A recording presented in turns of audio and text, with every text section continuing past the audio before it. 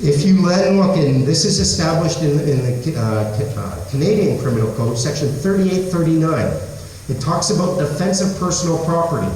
It talks about defense of personal property in two situations. One where you have a claim of right, and two where you don't. If you don't have a claim of right, you're limited in how you can act. If you do have a claim of right, you can use whatever level of force or violence is necessary to protect that property, even against someone who feels they have a lawful claim to it or a lawful right, like cops enforcing court orders.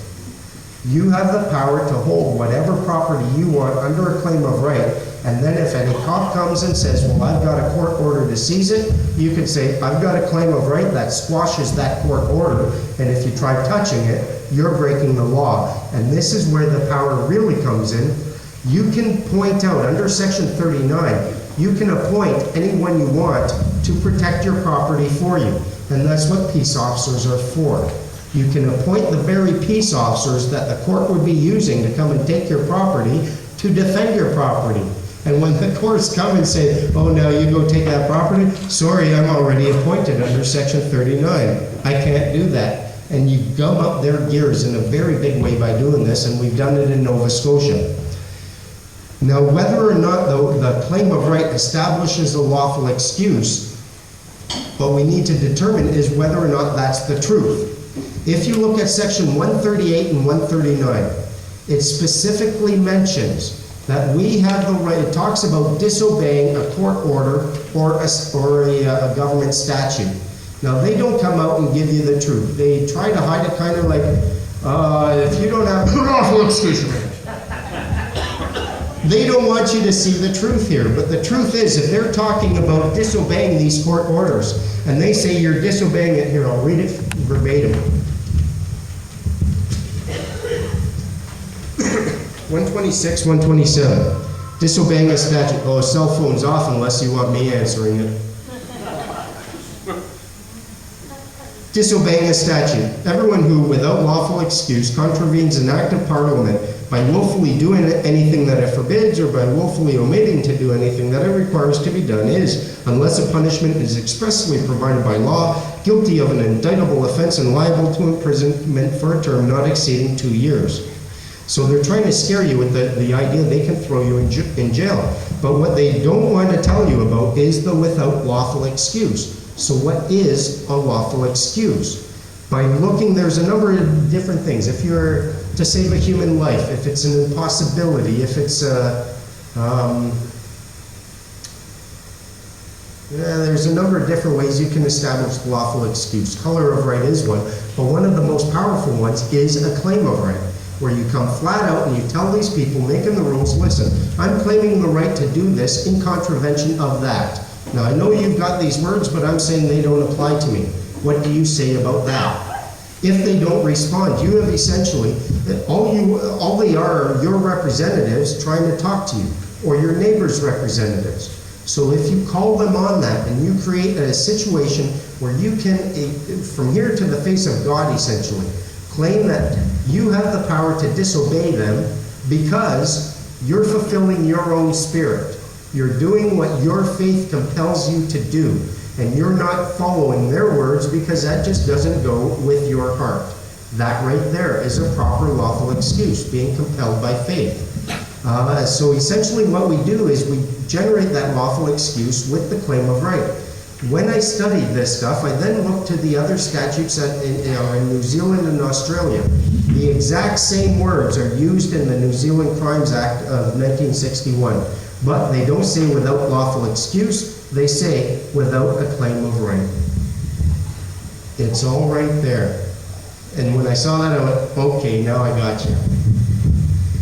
We have the power to do these things.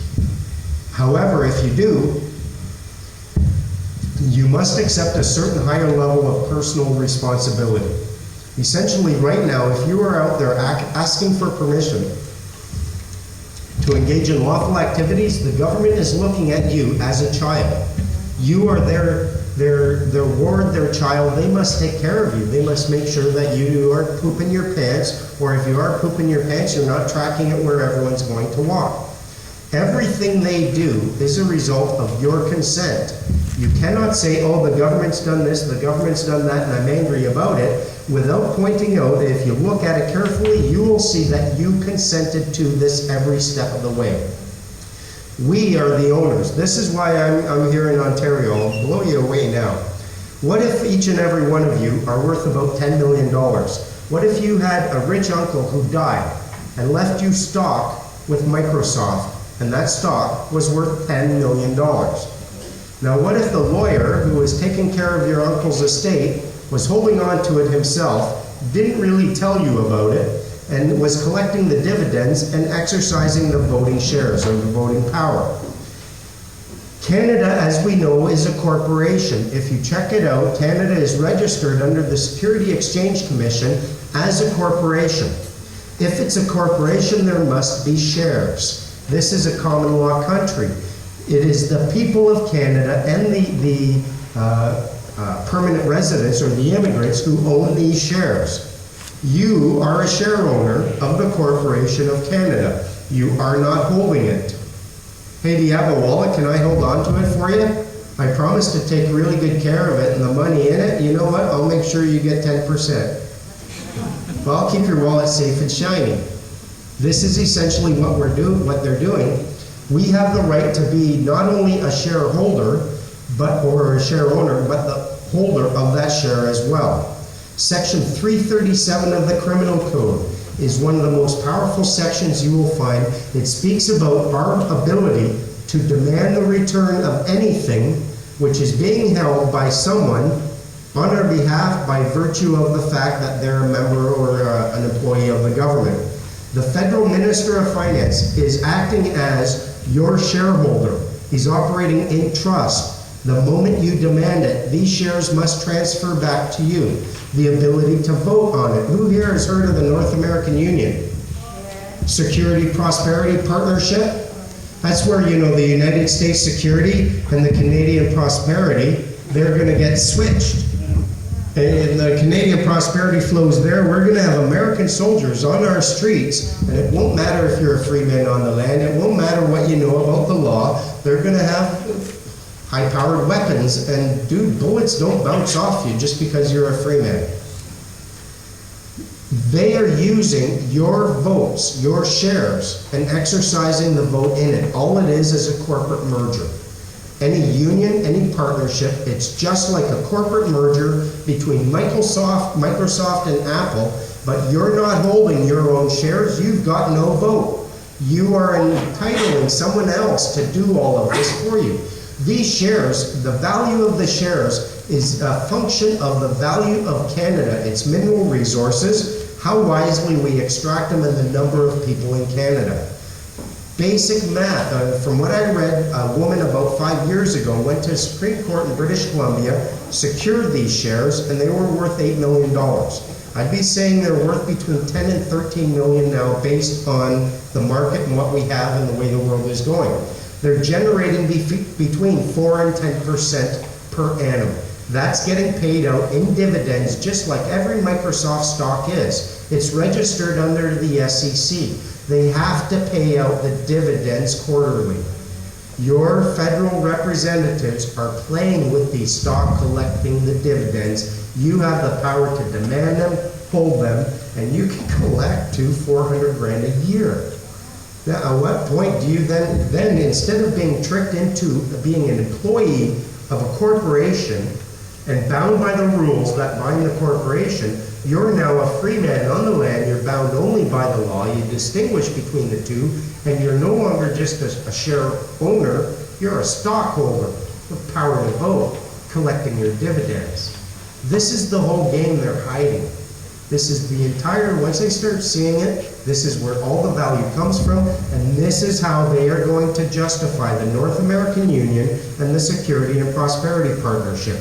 They are voting on a union, they are voting on a merger, and they have the power to vote because you have not exercised your power to demand your own shares and stand on guard for a bit of a cliche there. This is the power we have, and this is, I'm leaving Ontario with my securities. If you look at, and they hide it so well, right in your face. When I saw this, then someone pointed out, hey, read the Bill of Rights again. Section 1A. Do you know what Section 1A says? You have the right to life, liberty, and check it, the security of the person. They don't say safety, they don't say protection. And what is it? A securities market. What is a security legally speaking? It's a stock, it's a bond, it's a share certificate. When they say security of the person, they are talking about an actual physical document as real as this thing I'm holding in my hand. It's worth a whole lot of money, and you've got the right to demand it, and it's right there in the very first sentence of the Bill of Rights. I've got a lawyer sister. She works for the federal government. I brought this right to her. I said, listen, if I'm wrong, I'm going to be harming, and I'm going to be creating a lack of peace. You work for a corporation. Are there shares? Do we own it? Can I demand it? Yes, yes, and yes. Rob, you're too smart for your own good.